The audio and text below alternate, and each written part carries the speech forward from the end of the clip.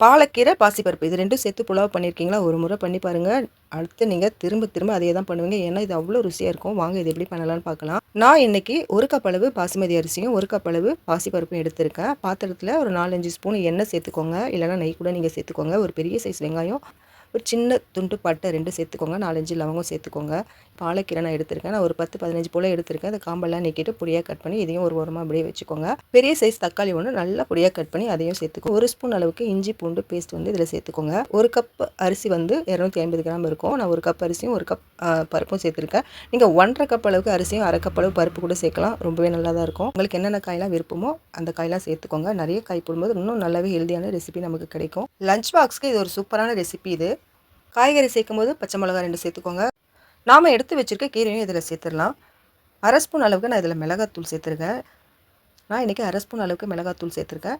2 பச்சை மிளகாய் சேர்த்துருக்கேன். காயெல்லாம் நல்லா வதங்கினதும் இதில் 3 ஸ்பூன் அளவுக்கு நான் தயிர் சேர்த்துருக்கேன். தண்ணி நான் 1க்கு 1.5 அந்த அளவில் வச்சுருக்கேன். நான் 2 கப் எடுத்திருக்கேன். 1 கப் பருப்பு 1 கப் அரிசி எடுத்திருக்கேன். அதனால் நான் 3 கப் அளவுக்கு நான் இன்றைக்கி தண்ணி சேர்த்துருக்கேன். இந்த மாதிரி நம்ம சேர்க்கும் பொழுது அரிசி உடையாமல் குழையாமல் உதிரி உதிரியான சாதம் நமக்கு கிடைக்கும். தேவையான அளவு உப்பு சேர்த்துக்கோங்க. குக்கரில் பண்ணுற மாதிரி இருந்தால் ஒரு விசில் விட்டு எடுத்துக்கோங்க. நான் இன்றைக்கி இதை தம்மில் தான் வச்சு எடுக்க போகிறேன். ஒரு 10 நிமிஷம் ரொம்ப ஸ்லோவான ஃப்ளேமில் வச்சுட்டு ஆஃப் பண்ணிவிடுங்க ஸ்டவ். அதுக்கப்புறம் ஒரு 10 நிமிஷம் கழித்து சர்வ் பண்ணுங்கள். ஒரு சூப்பரான பாசிப்பருப்பு புலாவ் வந்து நமக்கு கிடைச்சிடும்.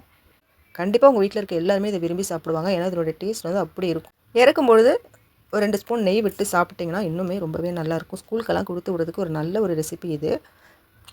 கீரை இதுதான் இல்லை, வேறு எந்த கீரையாக இருந்தாலும் நீங்கள் சேர்க்கலாம். இன்னும் கூட கொஞ்சம் நிறையவே சேருங்க. சேர்க்கும்போது இன்னுமே நமக்கு ஹெல்தியான ரெசிபி கிடைக்கும். அடுத்து ஒரு நல்ல ரெசிபியோடு உங்களை வந்து பார்க்குறேன். தேங்க்யூ.